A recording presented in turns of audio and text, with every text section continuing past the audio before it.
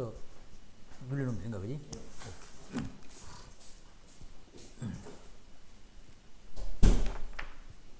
안녕하세요. 추석 명절 다 잘 쉬었죠? 그리고 또 금방 금주도 연휴 계획이 있네요. 천고마비의 계절이라고 하늘은 높고 옛 어른들이 말이 살찌는 계절이라고 했는데 우리 학생들도 혹여나 너무 많이 먹어서 살찌지 않도록 건강관리도 잘하고 말만 살찌는 게 아니고 특히 10월 달에는 독서의 계절이라고 합니다. 마음이 양식이 되는 독서도 많이 하시고 우리 강의도 열심히 듣도록 합시다.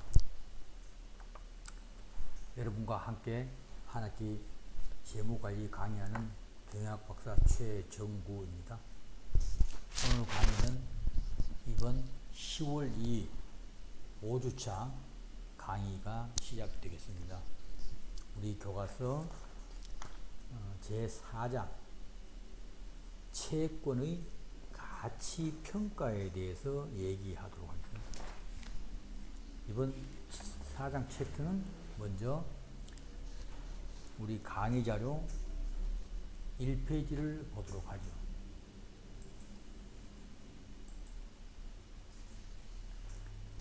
가치평가의 원칙, 두 번째 채권에 대한 이해와 종류, 세 번째 회사채의 가치평가, 네 번째 채권 승인으로 명시가 되어 있습니다. 우리 앞장에서는 투자 가치 평가의 기본 원리가 되는 현가 계산의 원리를 설명하였습니다. 이번 본장 채권의 가치 평가에서는 앞장에서 다룬 가치 평가의 원리를 구체적으로 채권에 적용해 보기로 합시다. 특히 채권이나 주식은 기업이 투자 소요 자금을 조달하기 위해서 발행하는 대표적인 유가증권으로서 그 가치가 유통시장의 시장 가격에 반영되는데 이들의 시장 가치의 합이 기업 가치가 되고 재무 의사 결정의 기준이 됩니다. 따라서 채권, 주식의 가치 평가 방법을 이해하고 실제 문제에 적용하는 것은 매우 중요합니다. 다음은 본장에서 이해해야 될 것을 하나 둘 점검해 보도록 하겠습니다.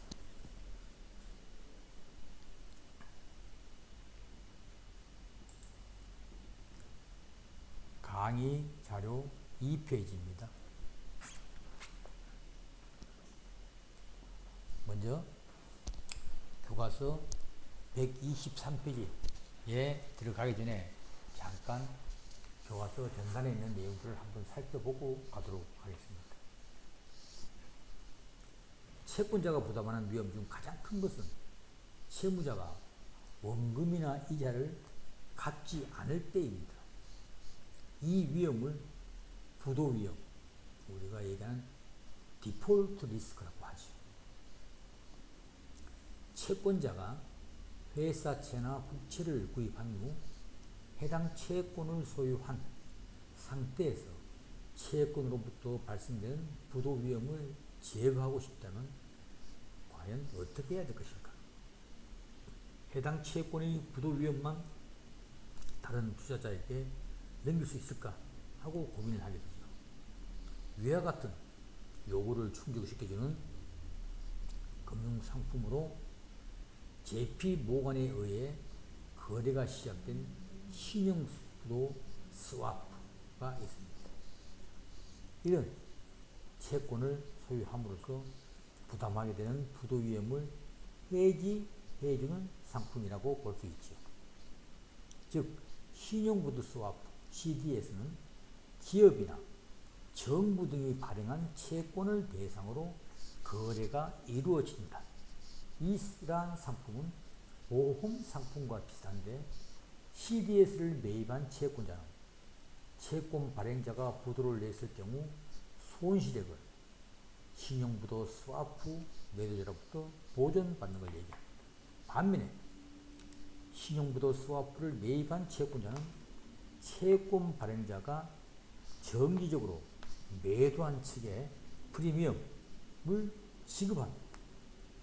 채권을 매입한 후 투자자가 해당 채권에 대한 CDS를 매입하면 부도 위험을 제3자에게 전가해서로 무위험, 즉 위험하지 않는 그러한 채권을 소유한 것이나 다름이 없죠. 즉 CDS는 채권의 부도 위험을 거래하는 상품으로 볼 수 있다 하겠습니다.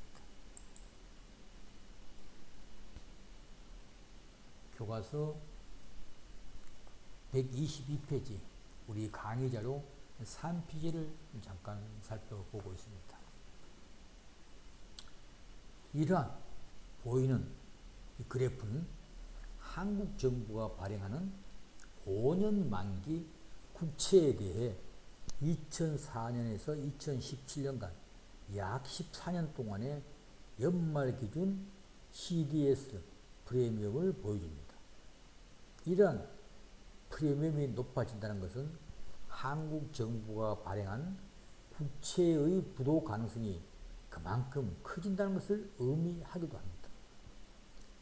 2008년도에서 2009년도의 글로벌 금융위기 기간 동안에 2008년 말 한국 국채의 CDS 프리미엄이 318.7 bp까지 올라 부도 위험이 그만큼 높아졌다는 것을 보여주게 되는데 2012년 이후 CDS 프리미엄은 50 bp로 한국의 부도 위험이 안정적으로 관리되고 있다는 것을 이 국채 연도별 CDS 프리미엄을 보면서 나타내주고 있습니다.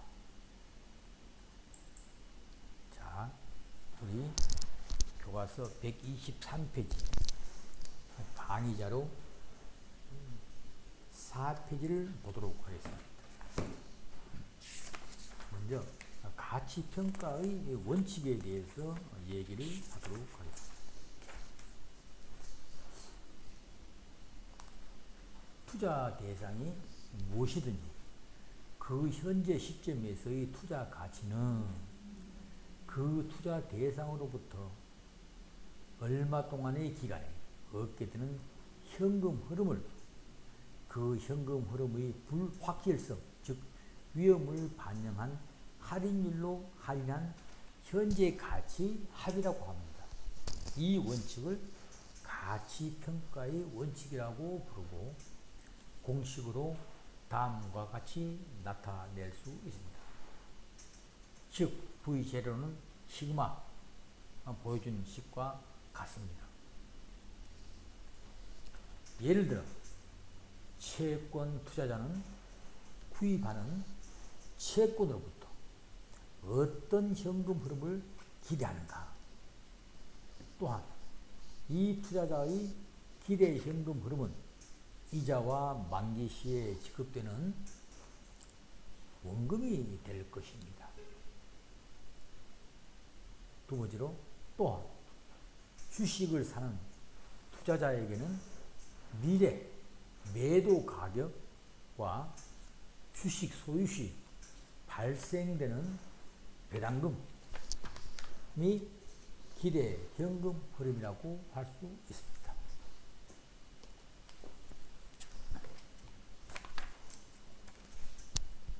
가치평가의 세 요소에 대해서 알아보도록 하지.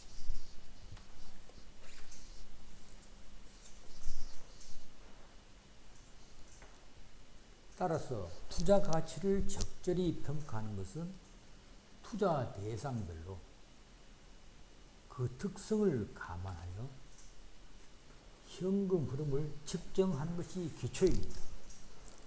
이 기대 현금 흐름을 포함한 가치평가의 세 가지 요소는 첫 번째, 각 기간의 투자 자산으로부터 발생되는 현금 흐름. 두 번째, 지속 기간.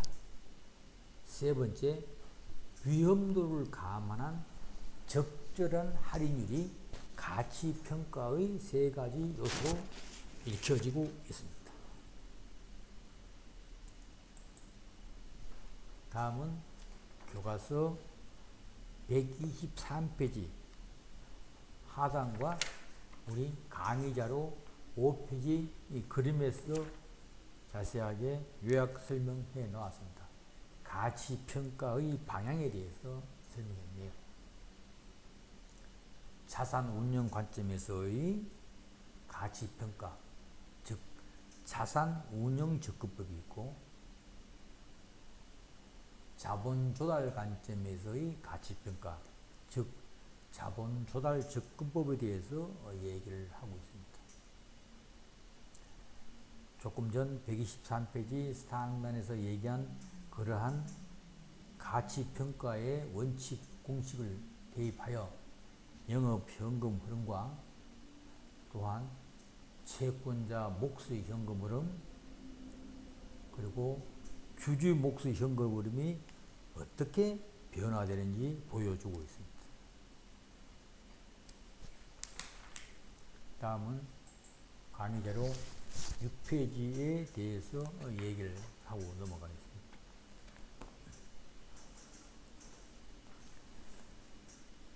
채권에 대한 이해와 종류인데 이 내용을 알기 전에 우리 앞장 다시 넘어가서 강의자료 5페이지를 보면서 설명하도록 하는 게 낫겠네요. 가치평가의 원칙에 따르면 기업 가치는 어떻게 평가할 수 있는가 하고 다시 세분화될 수가 있습니다. 기업의 가치평가는 두 가지 방향으로 나누어 생각할 수 있는데, 우리 앞장 제2장에서 자산을 운영하여 창출하는 현금 흐름을 여유현금이라고 배웠습니다. 미래에 발생하는 여유현금 흐름의 현재 가치 합이 기업 가치이죠. 두 번째, 여유현금 흐름은 채권자와 주주로의 현금 흐름과 같다고 배웠습니다. 따라서 채권의 가치와 자기 자본의 가치 합은 기업 가치다 하고 이 그림 4에서 보여주고 있습니다. 그래서 기업은 가치 극대화를 위하여 자산 운용의 결과 현금 흐름을 창출합니다. 이 여유 현금 흐름은 기업으로의 여유 현금 흐름으로 부르기도 하는데, 여유 현금 흐름은 제2장에서 배운 자산으로부터의 현금 흐름으로 측정할 수 있는데, 모든 자본 제공자, 즉 채권자와 주주에게 지급되는 이자와 배당의 원천이 됩니다.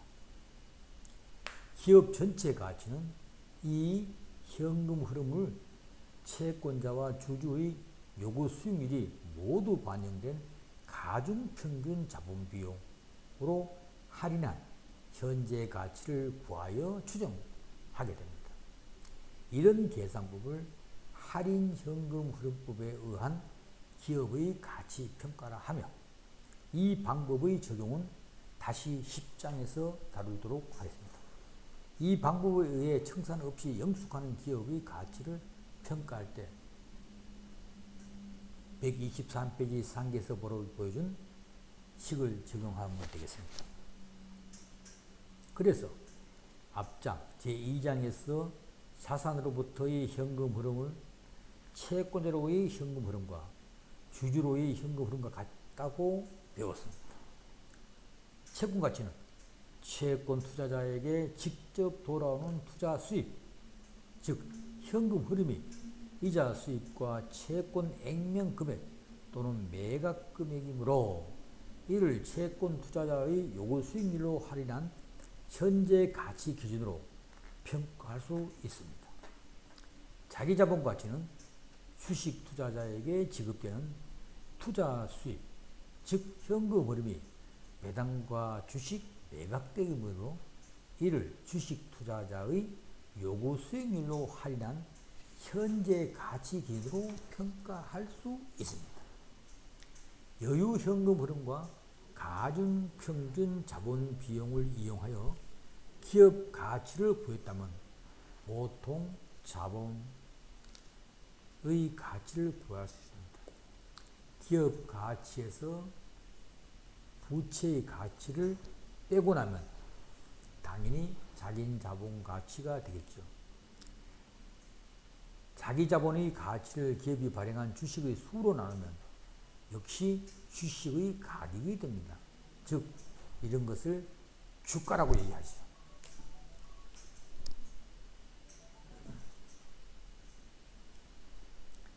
현금 흐름 할인법을 적용하여 주가를 구할 때 미래의 주주로의 여유 현금 흐름을 구한 후 이를 해당 주식에 대한 요구 수익률로 할인하여 구하기도 합니다.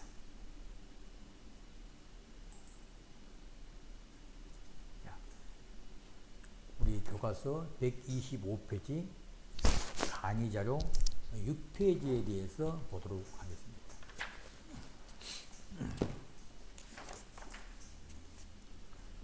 채권에 대한 이해를 살펴보도록 하죠. 채권이란 자금 수요자인 정부나 기업이 투자자들로부터 비교적 거액의 자금을 일시에 대량으로 조달하기 위해 발행하는 일종의 차용 증서입니다. 일반적인 차용 증서는 거래가 불가능하나 기업이나 정부가 발행한 차용 증서는 금융시장에서 거래가 되며 주식 또는 자기 자본 증권과 비교하여 채권 또는 부채 증권, 즉 debt securities라고 부릅니다. 교과서 126페이지를 살펴보도록 하겠습니다. 채권을 발행할 때는 채무자와 채권자는 법적 문서로 발행계약서를 작성하는데 수백 페이지에 달하는 경우도 있습니다. 이와 같이 기업이 발생하는 채권의 계약서는 해당 채권의 기본 조건들 및 발행과 관련된 다음과 같은 세부적 사항들을 담고 있어야 되겠습니다. 먼저 발행되는 채권의 총 금액, 다음은 채권에 대한 만기, 그리고 역시 이자 지급을 어떻게 하겠다는 방법, 그리고 원금 상환 내용, 또한 담보 제공 시 지급 보장 수단으로 제공되는 제3의 자산 또는 전체 회사 자산에 대해서 얘기를 하고 있습니다. 그리고 조기 상환에 대한 조항도 들어가야겠죠. 예를 들어서 조기 상환 수수료라든지 아니면 면제라든지에 대해서도 포함을 시켜야 됩니다. 보호조약, 즉 채권에 대한 보호조항에 대한 세부 내용도 명시가 되어야 합니다. 다음은 강의자료 7페이지, 교과서는 126페이지 하단에 대해서 설명하도록 하겠습니다. 채권의 종류에 대해서 먼저 살펴보도록 하죠. 채권은 발행 주체가 누구냐에 따라서 정부기관이 발행하는 국공채 또는 일반 기업이 발행하는 회사채 등으로 분류할 수 있습니다. 국공채를 구체적으로 분류하면 국가가 발행하는 채권이 국채, 지방자치단체가 발행하는 지방채, 그리고 특별법에 의해 설립된 법인이 발행하는 특수채 등이 있습니다. 국채는 국채관리기금의 부족 자금을 조달하기 위해 발행하는 국고채, 외화자금 매입 및 해외 부문 통화관리를 위해 발행하는 외국환 평형기금 채권, 그리고 국민주택의 건설 재원을 조달하기 위해 발행하는 국민주택 채권 등이 있습니다. 지방채는 알다시피 광역시, 시군 등 지방자치단체가 공공사업의 수행에 필요한 자금을 조달하기 위해 발행하는 채권이며, 특수채는 특별법에 의해 설립된 법인이 발행하는 채권으로 예를 들면 예금공사가 발행하는 예금보험기금 채권 등이 있습니다. 물론 회사채는 기업의 거액의 자금을 장기간 사용하기 위하여 발행하는 채권으로 한국의 회사채는 만기는 보통 3년에서 5년 정도로 발행하는 게 관리입니다. 채권은 이자 지급 방법에 따라 4가지로 나누고 있습니다. 입표채, 할인채, 복리채, 달리채로 구분되는데 특징은 다음과 같이 구분될 수 있습니다. 먼저 입표채입니다. 정기적으로 이자 지급을 받고 만기의 원금을 상환받는 채권으로서 대체로 액면 금액으로 발행됩니다. 두 번째는 순수 할인채입니다.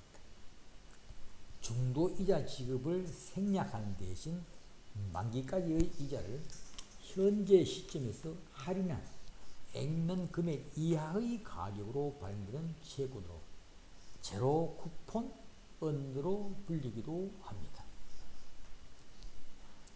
세 번째는 복리채입니다.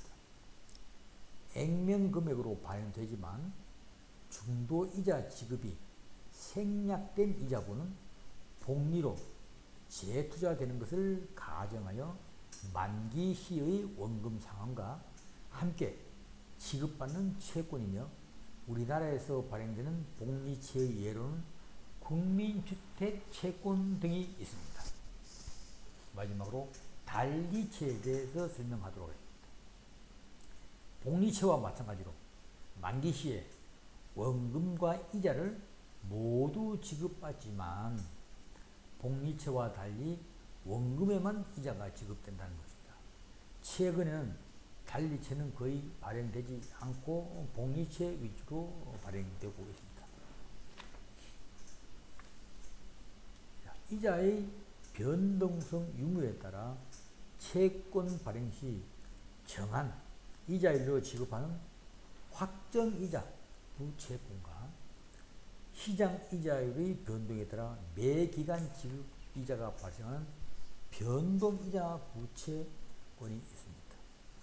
보통 입표채는 확정이자 부채권을 말합니다.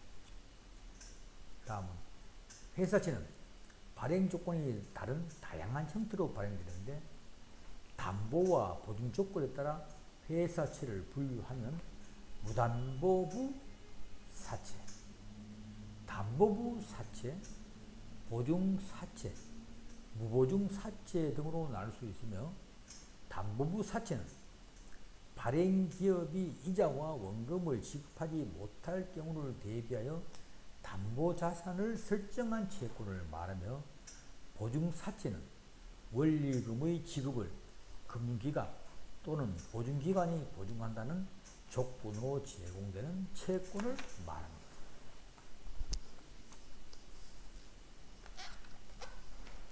교과서 128페이지로 넘어가고 강의자료 7페이지 하단부에 대해서 설명을 하고 있습니다. 또 다른 증권을 매입할 수 있는 추가적 권리인 옵션이 부여된 옵션부 사채가 있는데, 다음 두 종류의 채권이 대표적입니다. 먼저 전환사채, 우리가 시장에서 흔히 얘기하는 CB는 채권자의 의사에 따라 특정 조건과 미리 정해진 가격에 발행 기업의 주식으로 전환할 수 있는 권리가 부여된 회사채입니다. 전환권 행사 전에는 채권이지만 행사 후에는 주식으로 채권과 주식의 중간 형태를 띠는 하이브리드 증권입니다. 신주 인수권부 사채입니다. 채권자에게 미리 약정된 가격으로 발행기업의 신주를 인수할 수 있는 권한이 부여된 채권이며 신주 인수권이 행사되더라도 채권은 보통 만기까지 유지되는 겁니다. 다음은 교과서 128페이지 중단이며 우리 강의자로 8페이지를 참고해서 강의를 들어주시기 바랍니다. 이번에는 회사채의 가치평가 중 회사채의 특성에 대해서 알아보도록 하죠. 기업이 발행하는 회사채는 발행기업 입장에서 보면 타인 자본 형태의 장기 자본 조달 수단이며 회사채를 매입하는 투자자 입장에서 보면 정기적으로 이자를 지급받고 만기일에는 원급 즉 액면 금액을 상환받는 면목상으로는 확정소득부 즉 성격의 투자 대상입니다. 기업이 발행하는 부채는 다음과 같은 특징을 갖게 되지요. 먼저 부채는 기업의 소유권과는 관계가 없으므로 주주와 달리 채권자는 기업의 중요 사안에 대한 의결권을 갖지 않습니다. 두 번째, 부채에 대한 지불이자는 비용으로 간주되어 법인세 부과 대상에서 제외되지만 주주에게 지불되는 배당금은 세금 부과 대상이 됩니다. 세 번째, 부채 증권을 많이 발행하면 재무적 공경에 처할 수 있습니다. 부채를 상환하지 않으면 채권자들은 법적으로 해당 기업의 자산에 대한 법적 권리를 주장할 수 있습니다. 즉, 상환하지 않는 부채는 기업의 채무이지만 자기자본 증권은 기업의 채무가 아닙니다. 재무적 공경에 처한 기업은 부채 조정이나 뱅크럽 등의 절차를 겪을 수가 있는 거죠. 기업이 발행하는 회사채는 쿠폰 본드인 경우가 대부분인데 발행되는 채권의 다음 세 가지 요인과 해당 채권의 위험 등을 반영하는 채권 수익률에 의해 가격이 결정됩니다. 먼저 액면 금액에 대해서 보죠. 발행되는 채권의 1단위당 표시 금액을 말하며 이 액면 금액은 표면 이자율을 적용하여 지급 이자를 계산하고 채권의 만기 시에 상환해야 할 금액입니다. 두 번째, 표면 이자율. 채권 1단위당 액면 금액에 대해 지급되는 표시 이자율인데 금액으로는 지급 이자액이 되는 겁니다. 마지막으로 만기는 채권은 주식과 달리 상환 기일이 정해져 만기는 발행 기간이 발행했던 채권의 액면 금액을 상환해야 하는 약속일을 말하고 있습니다. 다음은 교과서 9페이지에 대해서 알아보죠. 교과서가 아니고 강의 자료 9페이지입니다. 그리고 우리 교과서 129페이지 하단 채권의 가치 평가에 대해서 설명하고 있습니다. 자, 채권의 가치는 채권의 특성을 감안하여 그 현금 흐름, 지속 기간, 할인율을 추정하여 앞장에서 설명한 현재 가치 계산 방법을 이용하면 평가될 수 있는데 이제 가장 정형적인 형태의 채권이라고 할 수 있는 확정이자부 사채에 대하여 그 투자 가치를 평가해 보기로 합시다. 채권 중에서 정기적으로 이자를 지급하고 만기일이 되면 원금을 상환받는 확정이자부 사채의 경우 채권 투자자가 가치를 부여할 수 있는 투자 수익, 즉 현금 흐름은 정기적으로 받는 이자 수익과 만기시의 액면 금액으로 확정되고 있습니다. 교과서 130페이지로 넘어가서 본표를 보면서 설명을 하고 있습니다. 따라서 확정이자 부사채의 가치 비계로는 이 현금 흐름을 채권 투자자의 요구 수익률 R로 환산 현재 가치로서 밑에 보이는 식 4-2를 참고하도록 하겠습니다. 이러한 이 식을 보면 이자는 매 기말에 지급되는 정상연금이고 액면금액은 만기에 한 번 지급된다. 따라서 채권의 가치는 정상연금인 이자의 현재 가치와 액면금액의 현재 가치의 합이라는 것을 알 수 있습니다. 강의 자료 10페이지로 넘어가도록 하겠습니다. 우리 교과서 130페이지 하단에 있는 예제 4에 1에 있는 투자 가치의 예를 한번 살펴보죠. 먼저 표면 이자율이 연 10%이고 액면 금액을 만원, 만기는 5년인 채권이 있다고 예를 듭시다. 이자는 연말에 지급되고 채권에 대한 요구 수익률이 연 8%가 하면 이 채권의 현재 가치는 얼마인가를 하고 설명하는 내용입니다. 이 풀이에서 쭉 벌써 계산을 하면 금가는 1,800원 정도로 볼 수가 있겠죠. 다음 표면 이자율이 연 12%고 역시 액면 금액은 동일 만원, 만기는 5년인 채권인데 이자는 연말이 아니고 분기마다 기말에 지급되고 채권에 대한 요구 수익률이 연 8% 가면 이 채권의 현재 가치는 또 얼마인가를 비교해 봤습니다. 그랬더니 앞에 1번 문제보다는 약 수익률이 조금 상회하는 11,635원으로 볼 수 있다. 요 식은 우리 130페이지 4-2 식을 적용했을 때 얘기를 하고 있습니다. 우리 강의자로 11페이지로 넘어가도록 하죠. 교과서 131페이지 채권 가격과 채권 수익률의 관계를 살펴보도록 하죠. 앞 14-2에서는 발행자가 채무 이행을 다 한다면 채권의 가치가 1차적으로 표면 이자율, 액면 금액, 채권의 요구 수익률에 의하여 결정됨을 우리가 살펴봤습니다.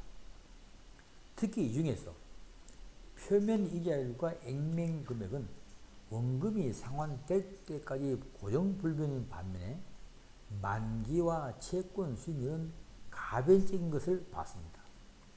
만기는 시간의 흐름에 따라 발행 이후 점점 짧아지고 채권 수익률은 공금리 수준, 만기 차이 혹은 원리금 지급 불능의 위험 정도에 따라 변하기 때문입니다. 채권의 이론적 가치를 결정짓는 가장 중요한 요소는 채권 수익률 또는 만기 수익률인데, 그러면 채권 수익률과 채권 가격은 어떤 관계를 지니고 있는지 살펴보죠. 채권 수익률이 변동하면 채권 가격은 어떻게 변동하는가를 예제 4-2에서 한번 살펴보도록 하겠습니다. 강의 자료 12페이지로 넘어가도록 하죠. 교과서 131페이지 하단입니다. 자, 현재 액면 금액 만원, 표면 이자율을 연 8%, 이자 연 1회, 후급, 나중에 지급한다는 거죠. 만기에 3년인 채권이 있다. 그래서 공금리 변동 등의 이유 때문에 채권 시장에서의 연 채권 수익률이 변동되어 8%, 5%, 11%가 되었다면 채권 가격은 각각 얼마가 될 것인가를 한번 살펴보도록 합시다. 먼저 교과서 132페이지 채권 수익률이 8%인 경우를 한번 살펴봅시다. 공교롭게도 액면금액 10,000원입니다. 자, 채권 수익률이 5%로 하락하였을 경우에는 1,817원입니다.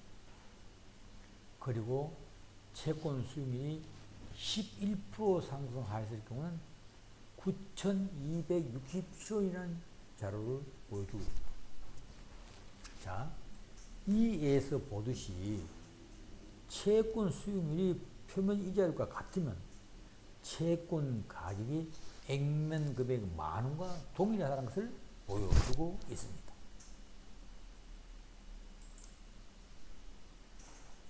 우리 교과서 강의자료 13페이지, 교과서 132페이지와 133페이지를 보면서 설명하도록 하겠습니다. 그러나 채권 수익률이 표면 이자율보다 낮으면 채권 가격은 액면 금액보다 높아 할증되어 거래됩니다.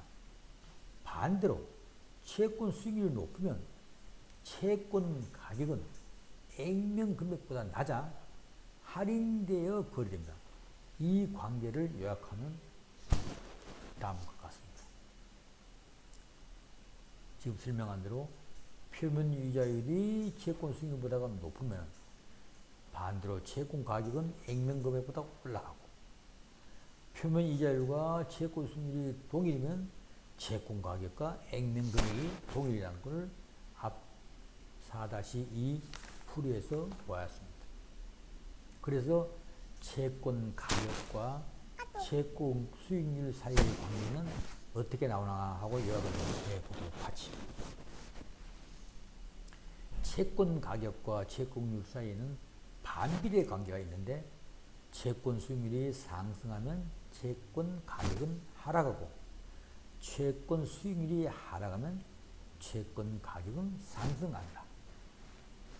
두 번째로, 일정한 채권 수익률이 변동했을 때 채권 가격이 반대 방향으로 변동하는 정도는 채권의 만기가 길어질수록 커진다는 걸 보여주고 있으며, 앞의 채권 액면금액 10,000원 연 6%일 때 예에서 다른 발행 조건은 동일하게 해놓고, 다만 만기가 5년의 채권인 경우 연 채권 수익률이 8%, 5%, 10%일 때 변동될 경우의 채권 가격을 앞의 식을 이용하여 마찬가지 방법으로 구하여 앞의 예에서 구한 만기 3년인 채권의 경우가 비교하면 표 4-1, 지금 현재 우리 하단에 만들어 놓은 표처럼 보이가 됩니다.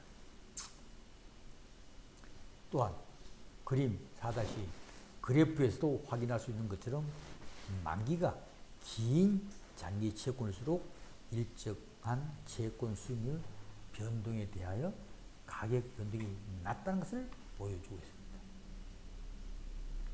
세 번째, 이자율 채권의 절대 수준이 낮은 경우가 높은 경우보다 일정한 이자율 변동에 대한 가격 변동이 크다는 걸 보여주고 있습니다.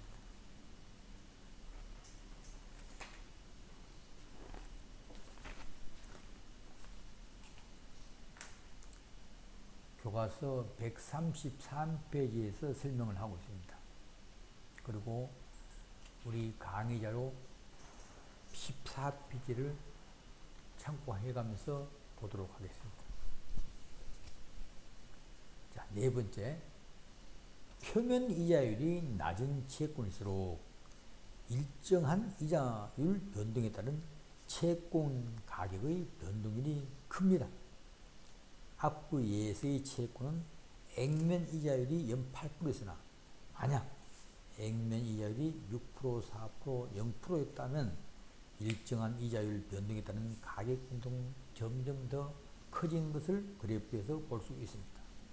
이는 액면 이자율이 낮은 채권일수록 투자 위험은 높지만 매매 차익은 커지고 있다는 것을 한눈에 볼 수 있습니다. 즉, 액면 이자율이 0%인 채권은 순수 할인 채권이므로 결국 순수 할인 채권의 경우가 가격 변동이 제일 크다고 얘기를 할 수 있습니다. 요약해보면 교과서 134페이지로 넘어가겠습니다. 채권 가격은 이자율 변동에 반비례하는데 채권의 만기가 길어질수록 그리고 표면 이자율이 낮을수록 가격 변동률이 크게 됩니다.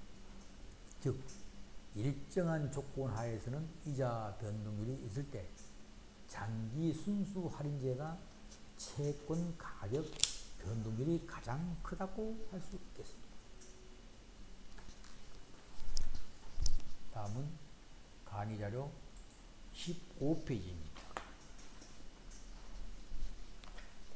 우리 교과서 134페이지 중간에 순수 할인채에 대해서 한번 설명하도록 하겠습니다. 회사채나 국채 중에서 만기까지 이자를 지급하지 않고 만기시 액면 금액을 상환하는 채권이 있는데 이러한 채권을 제로 쿠폰 채권이라고 부르며 이 채권은 발행 시에 할인된 가격으로 판매되기 때문에 순수 할인 채권이라고 부릅니다.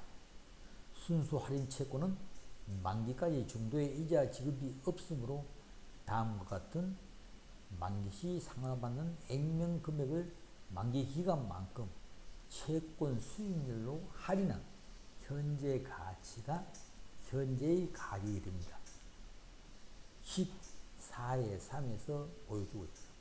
이렇게 만기가 4년이고 액면 금액이 10만원이면서 중간에 이자 지급이 없는 순수 할인 채권이 있다고 가정하고 이 채권의 만기 수익률이 연 12%고 하면 이 채권의 가격은 얼마인가를 나타내보고 14의 3을 대용해서 액면 금액 10만원, 만기가 4년, 이자율이 12%고 계산했을 때 가격은 63,550원을 보여주고 있습니다. 그래서 위에서 볼 수 있듯이 이 채권은 발행 시점의 액면 금액 10만원에서 약 36.5% 할인된 63,550원에 거래되어야 한다는 뜻이죠. 이 채권의 요구 수익률이 변하지 않는다고 가정할 때 시간이 지남에 따라 이 채권의 가격은 상승할 것이며 만기가 되면 10만원의 가치를 갖게 된다는 얘기가 되겠습니다.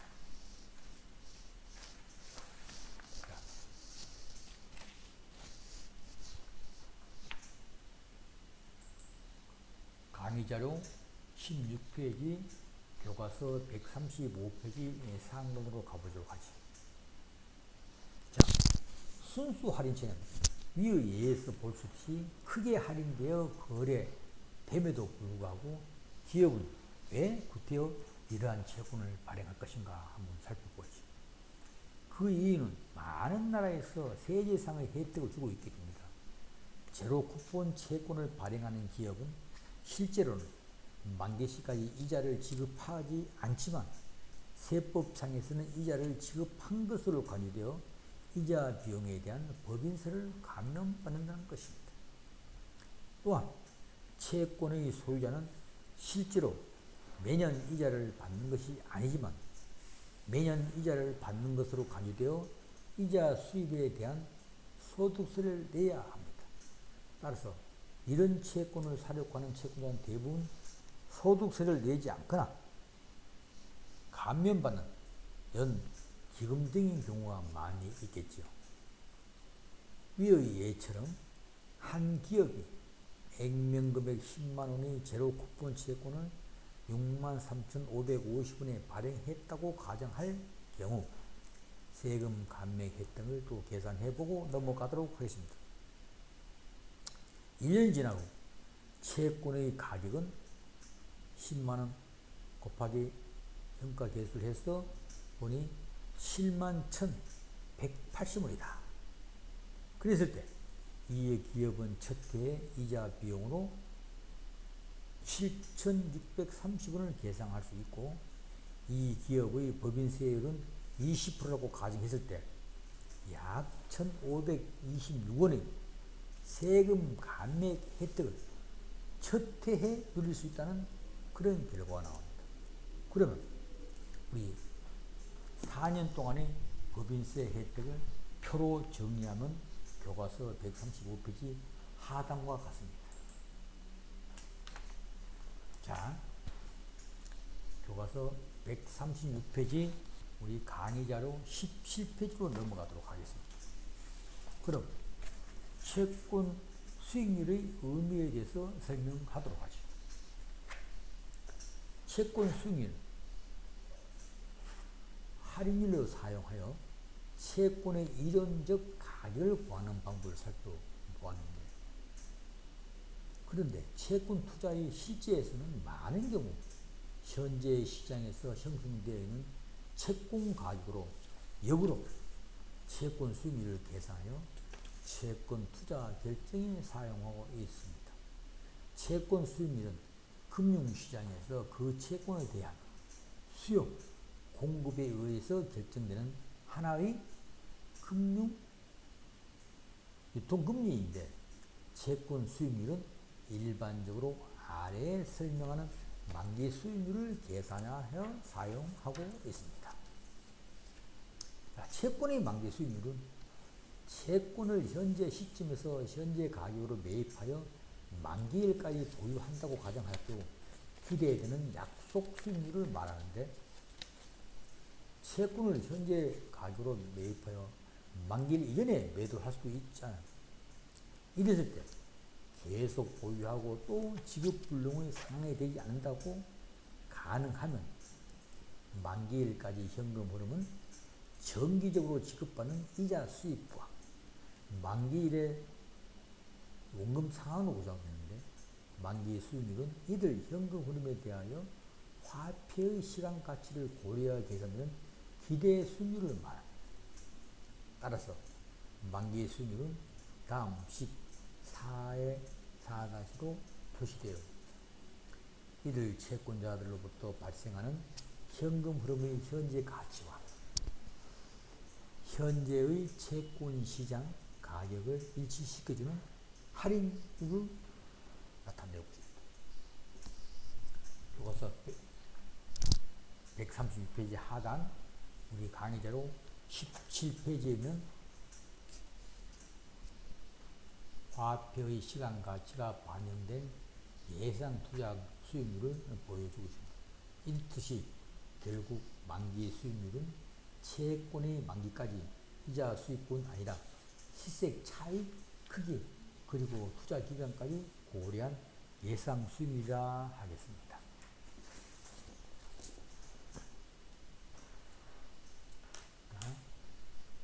우리 교과서 17페이지에서 그 수치를 나타내주고 있습니다.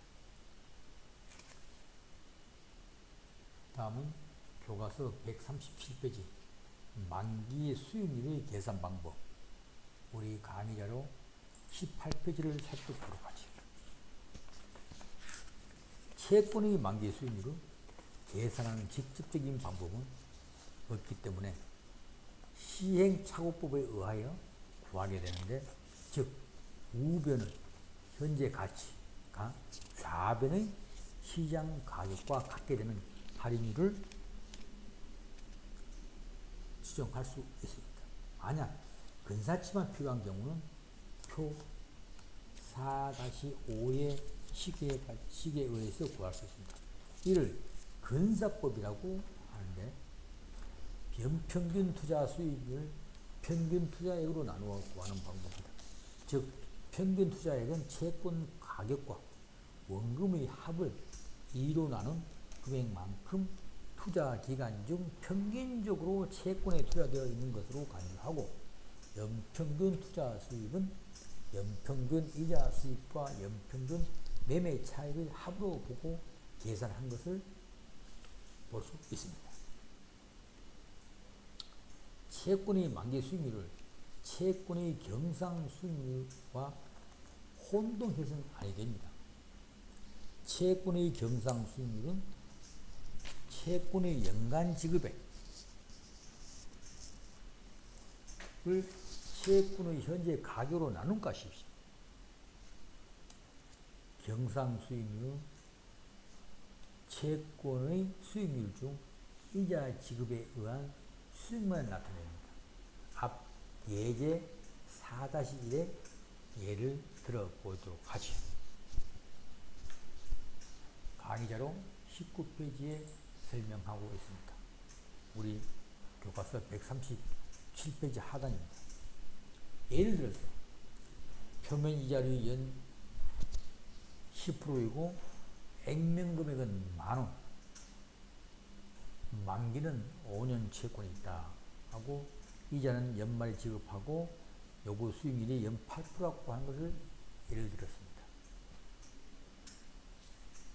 할증 채권에서는 경상 수익률이 만기가 가까워짐에 따라 채권 가격 하락으로 인한 수익을 감소분을 반영하지 않기 때문에 만기 수익률보다 높게 나타납니다. 이 채권의 만기 수익률이 변하지 않는다면 1년 후의 가격은 1662원으로 떨어지고 이 채권을 현재 가격에 사서 1년 후에 매각한다면 자본 이득 수익률은 마이너스 1.27%가 되고 있습니다. 교과서 138페이지 상단으로 넘어가도록 하죠.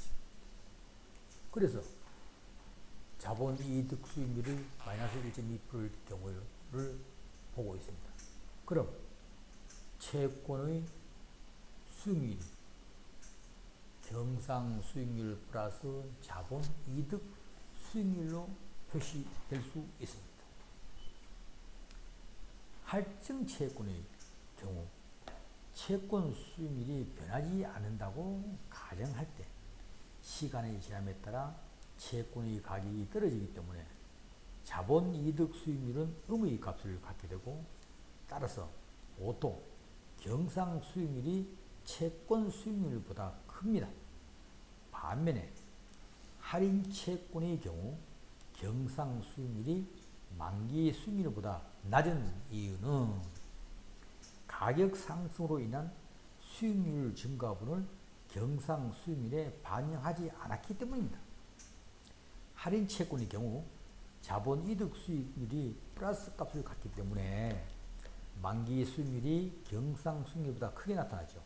만약 채권이 액면가에 거래되고 있고 만기 수익률이 변하지 않는다면 자본 이득 수익률은 0이 될 것이며 표면 이자율, 경상 수익률, 만기 수익률은 모두 다 똑같다고 하겠습니다. 교과서 138페이지 하단 우리 강의자료 20페이지를 살펴보도록 하죠. 예제 4-3을 살펴보고 있습니다. 만기 수익률 계산을 나타내고 있죠. 액면금액 만원, 표면 이자율 연 8%, 이자 후급인 회사차가 있다고 가정하고 현재의 시장가격 9,400원에 매입하여 4년 후 만기일까지 보유하게 되면 과연 수익률이 얼마나 나타날까 하고 예시를 하였습니다. 자, 그럼 우선 시행착오법에 대해서 알아보죠. 수익률이 약 9.89%가 나오고 있습니다. 그럼 근사법에 대해서 즉 앞 14의 5에 대해서 구해봤을 때 만기 수익률이 9.79%가 나옵니다. 똑같은 수치지만 이렇게 차이가 나죠. 자, 우리는 엑셀을 이용해서 이러한 계산을 한 것을 보여주고 있습니다. 자, 다음은 강의자로 21페이지를 설명하도록 하겠습니다. 우리 교과서 139페이지 하단입니다. 자, 채권 수익률과 시장 이자율에 대해서 알아보도록 하겠습니다. 채권 수익률은 채권 투자자의 요구 수익률로서 채권 가치를 평가할 때 할인율로 사용되면 앞서 설명한 바와 같습니다. 그러면 채권 수익률은 어떤 요인들에 의해서 결정되는가? 또는 채권 수익률을 1차적으로 다음 세 요인에 의해서 영향을 받는다고 말할 수 있는데, 처음에 명목이자율, 두 번째 만기위험 프리미엄, 세 번째 지급위험 프리미엄. 우리 표 4-6에서 설명하고 있습니다. 그래서 국공채는 1의 인플레이션 요인의 단기 회사채는 3의 지급불능 위험 프리미엄 요인의 장기 회사채는 2의 만기 위험 프리미엄 요인에서 채권 수익률이 큰 영향을 받는데, 먼저 일일 관계, 즉 인플레이션과 관련하여 명목 이자율과 실질 이자율의 설명하면 다음과 같습니다. 먼저 명목 이자율은 인플레이션에 의한 구매력 감소가 고려되지 않은 명목상의 이자율을 얘기를 하고, 기업이 부채로 자금 조달할 때 차입금에 대하여 지불하는 이자율이기도 합니다. 반면 실질 이자율은 구매력 감소를 고려하여 계산된 일형적 이자율을 말하는데, 이에 기초 물가지수, 기말 물가지수, 예상치를 표시하고 4-7A의 다음과 같이 식이 성립되는 것을 보여주고 있습니다. 식 4-7A의 우변의 마지막 값 R, C는 매우 미미한 작은 값이므로 무시하면 다음과 같은 간단한 식이 나타납니다.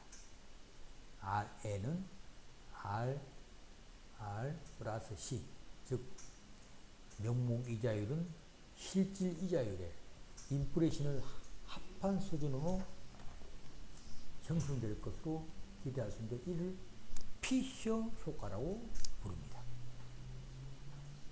한편 시장 이자율은 다음과 같은 요인들에 의해서 달라지기도 합니다. 일반 가계의 소비 성향, 소비 성향이 높으면 자금 수요를 증가시키고 이자율은 상승시킨다 하는 요래. 두 번째는 기업들의 자금 수요에 대해 살펴보면 기업 부분에서 수익성이 높은 생산 투자 기회가 많으면 당연히 자금 수요가 늘어 시장 이자율은 상승하게 되겠죠. 마지막으로 정부의 재정금융정책도 무시 못합니다. 정부가 경기 변동에 대응하여 재정금융정책상 통화량을 증가 또는 감소시키는 것에 따라 시장 이자율은 하락하기도 하고 상승하기도 하겠죠.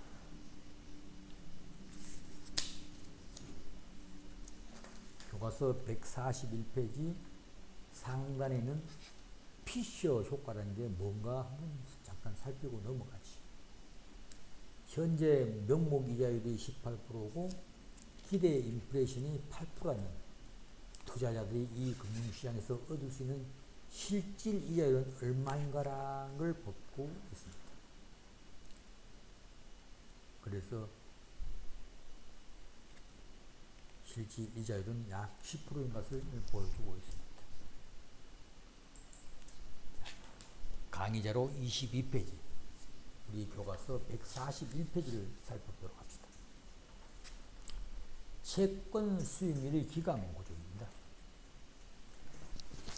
기간 구조는 다른 조건이 동일하고 만기만 서로 다른 채권들의 만기와 수익률 관계를 나타내고 있고, 단기 이자율이 장기 이자율보다 컸을 때는 우하향하는 기간 구조.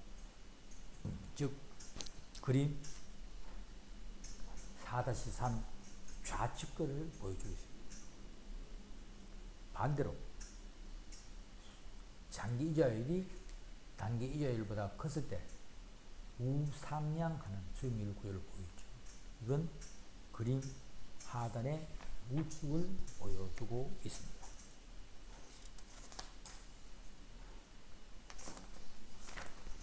그럼 기간 구조에 대해서 설명 한번 해보도록 하겠습니다. 회의 강의자료 23페이지. 우리 교과서 141페이지를 잠깐 보시죠. 다른 조건은 동일하고 만기만 상이한 채권들이 만기와 채권 수익률의 관계를 채권 수익률의 기간 구조라고 하는데, 기간 구조는 흔히 그림으로 표현하고 분석하고 채권들이 만기와 채권 수익률의 관계를 그림으로 나타낸 것을 수익률 고순이라고 앞장에서 본 그림과 같습니다. 그럼 기대 이론, 유동성 프리미엄 이론, 그 다음에 시장 분할 이론에 대해서 잠깐 살펴보도록 하겠습니다. 먼저 기대 이론입니다. 기대 이론은 장기채의 만기 수익률이 투자자의 미래 기간별 단기 수익률에 대한 기대에 의해서 결정된다는 주장인데, 즉 시장에서 앞으로 기간별 단기 이자율이 상승할 것으로 기대될 때에는 수익률 곡선은 만기가 길어짐에 따라 상승세를 보이고, 반대로 기간별 이자율이 하락할 것으로 예상될 때는 수익률 곡선은 만기가 갈수록 낮은 수익률을 보일 때가 있습니다. 이러한 채권 수익률 차이를 보인다고 기대 이론에서 설명할 수 있겠지. 그 다음은 유동성 프리미엄 이론입니다. 유동성 프리미엄 이론은 장기채일수록 미래 수익의 불확실성이 커지므로 투자자는 유동성 프리미엄을 요구하게 되어 장기채의 수익률이 단기채의 수익률보다도 높아진다는 이론이며, 투자자는 위험을 회피하고 유동성을 선호하므로 단기채에 대한 초과 수요가 존재하고 자금을 조달하는 기업은 장기 자금을 원하므로 장기채의 초과 공급이 있게 되어 유동성 프리미엄은 장기로 클수록 커진다고 볼 수 있습니다. 교과서 143페이지 상단에서 설명하고 있습니다. 마지막 시장 분할 이론입니다. 채권 시장에서의 많은 투자자들은 관계 법규, 만기 선호도 관례 때문에 수익률의 차이가 나더라도 다른 만기의 시장으로 쉽게 이동하지 못하는 면이 있어 시장 분할 이론은 구조적으로 경직되어 있는 채권 시장이 채권 만기에 대한 선호도에 따라 서로 다른 몇 개의 하부 시장으로 구성되는데, 채권 수익률은 이들 각 하부 시장에서의 수요 공급을 원리에서 결정된다는 이론을 시장 분할 이론이라고 하고 있습니다. 다음은 강의자료 24페이지를 넘어가도록 하죠. 교과서 143페이지 중간입니다. 이렇게 채권 수익률의 위험 구도에서 살펴보도록 하겠습니다.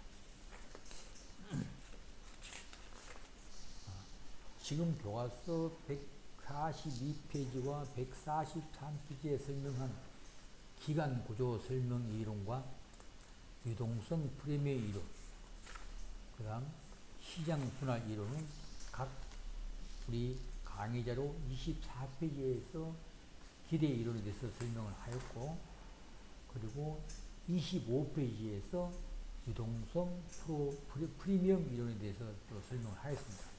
그리고 마지막으로 시장 분할 이론에 대해서는 우리 강의자료 26페이지에서 다 이미 설명이 되었습니다. 그럼 강의자료 27페이지로 넘어가도록 하겠습니다. 교과서 143페이지 하단입니다. 채권 수익률의 위험 구조에 대해서 설명하고 있습니다. 채권의 발행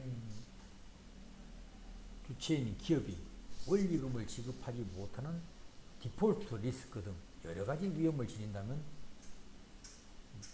높아질 것입니다.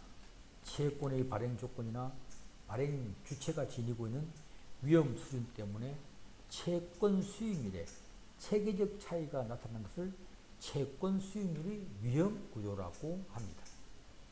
또 체계적 차이가 나타난 것을 채권 수익률이 위험이라고 하는데, 채권의 위험도에 따라 생기는 채권 수익률의 차이를 수익률 차 또는 수익률 스프레드, 즉 펼쳐진다는 것이죠. 수익률 스프레드는 만기가 같은 채권들 사이의 수익률의 차이로 측정되는데, 예를 들어 3년 만기의 국공채의 수익률이 5%이고 3년 만기 C카드 발행의 회사채 수익률이 11%라고 합니다. 수익률 스프레드 6%는 발행 주체인 C카드 주식회사의 위험 수준이 수익률에 반영된 것으로 볼 수 있습니다. 우리 강의자료 27페이지 그래프를 그림을 보도록 하죠. 이와 같은 수익률 스프레드는 지급 불능 프리미엄과 위험 프리미엄으로 구분해 볼 수 있으며, 전자는 채무 불이행 가능성에 대한 위험 프리미엄이고 후자는 기대 수익의 불확실에 대한 위험 프리미엄으로 그림을 나타내고 있습니다. 이렇듯이 채무 불이행은 교과서 144페이지 그리고 146페이지 마지막 장을 설명을 하고 있습니다. 우리 강의자로 26페이지, 27페이지를 다 자료를 강의를 하고 있습니다. 채무 불이행 위험은 신용평가 기관들의 채권 등급 자료에서 평가될 수가 있습니다. 그러한 것들을 우리 교과서 144페이지, 145페이지에 설명을 하고 있으며, 강의자료 마지막 장 28페이지에서 요약을 했습니다. 잠깐 설명하고 넘어가도록 하시죠. 채권 등급 평정이란 채권 발행 주체가 지니는 원리금, 지급 능력, 채무 불이행의 발생 가능성 및 채무 불이행에 따른 손실의 정도를 중립적 위치에서 객관적으로 평가하고 그 평가 결과를 간략한 기호로 표시한 것을 말합니다. 채권 등급 평정은 외국에서는 무디스 모건이라든지 피치 투자회사 등의 기관과 국내에서는 여러분들이 잘 알다시피 한국기업평가, 한국신용평가, 한국신용정보 등에 의해서 행해지고 있는데, 채권 등급은 교과서 144페이지 표 4에 의해서 나타난 것 같이 여러 등급으로 나누어지고 있습니다. 그래서 흔히 B-B 등급 이상은 원리금 상환 능력 면에서 위험이 적은 투자 적격 채권 또는 우량 채권으로 얘기를 하고 있고, WB 이하는 투기 채권, 불량 채권으로 평가하고 있습니다. 이 밖에도 채권 수익률은 채권의 과세 조건, 수익 상환 조건, 전환 조건 등 채권의 발행 조건과 채권의 황금성에 따라 투자 위험이 달라지므로 이들 요인 또한 채권 수익률에 크게 영향을 줍니다. 채권 수익률은 상기한 시장 이자율의 변동과 같은 기업 외의 요인과 채권 발행 주체의 지급 불능 위험, 채권의 만기와 같은 기업 내적 요인의 변화에 따라 변동하게 되는데, 이들 요인에 의해서 채권 수익률이 변동하면 당연히 채권 가격은 이와 반대 방향으로 울리는 투자 위험을 갖게 되는 거죠. 이상으로 오늘 재무관리 5주차 제4장에 대해서 강의를 하였으며, 다음 주에는 6주차는 5장 주식의 가치 평가에 대해서 알아보도록 하겠습니다. 학생들은 이 강의 초기에 얘기했지만 비대면 강의의 불합리성을 해소하기 위해서는 꼭 교과서와 강의 자료를 보면서 강의를 수강해야만이 이해력이 좋다고 생각을 하고 있고, 그 다음 중간시험, 기말시험 모두 강의 자료에 의해서 리포트를 제출해야 하기 때문에 꼭 전반기 강의는 이 교과서 한 8장까지 강의를 듣고 요약해서 제출할 수 있도록 그렇게 준비를 하도록 합시다.